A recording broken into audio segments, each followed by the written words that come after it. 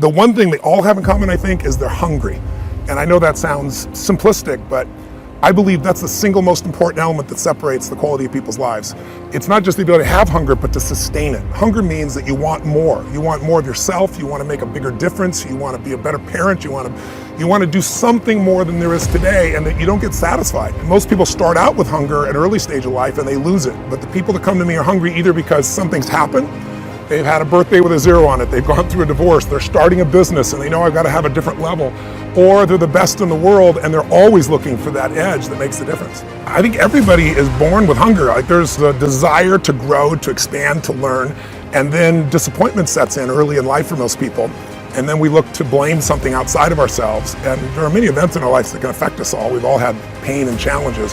But I think if you can find within yourself the part of you that wants to constantly give something more than yourself, if you can find a mission larger than yourself, then you're more pulled to do something than trying to push yourself. And pull has much more power than push. I always say motive does matter. That if your motive is to serve something greater, there is an energy that comes up inside of you. So I feed 2 million people a year because somebody fed my family when I was 11 years old, and now this year we're feeding 4 million. I want to do more in that area. And every business I'm in, that drive just doesn't go away. The capacity to strengthen and increase your hunger is the one common denominator amongst the most successful people. They've never lost their hunger. Most people are hungry to achieve a certain amount, make a certain amount of money, and then they get comfortable and relax, or they get a certain level of fitness and then they relax. But Richard is as driven today as when he was 16 years old starting. I mean, he's like on fire, and he's 65 years old. Warren Buffett is 85 years old. He's as driven today as when, he began the journey, right? I believe intelligence.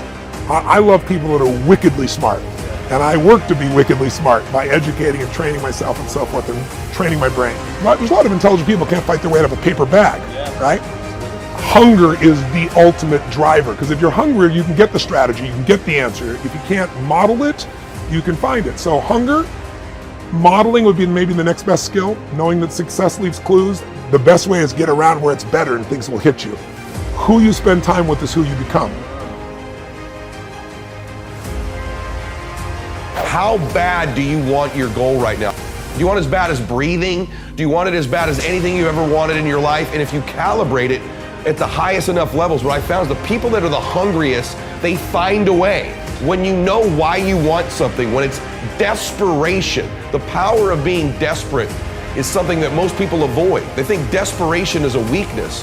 And I'm here to tell you, desperation is one of the most powerful emotions you could possibly possess, because when you're desperate, you find reserves and reservoirs of ideas, talents, and a strength that you don't know you have when you find yourself in a desperate situation. So ironically, the one thing most people avoid in their life, hunger, which is caused by being desperate. When you're starving, you become desperate. So the number one thing we need more than anything to win is hunger, which comes from a state of desperation. Yet we're constantly trying to comfort ourselves in the real world to avoid the state of being desperate.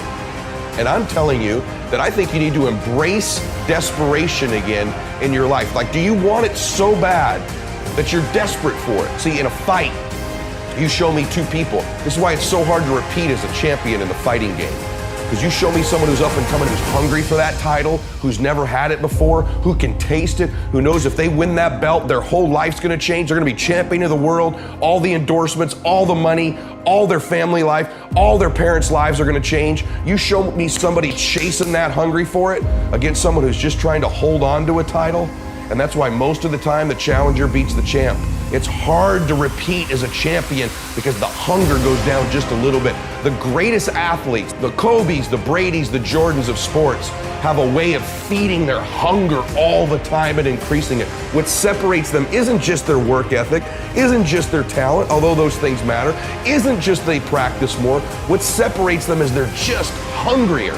They somehow find a way as they climb up the ranks and win championship to get even hungrier for more, where 99% of the athletes lose just a little bit of their edge once they get that first championship, that first pro contract, that first big amount of money, that first world championship. They just lose their hunger a little bit. And then there's the elite. They get hungrier.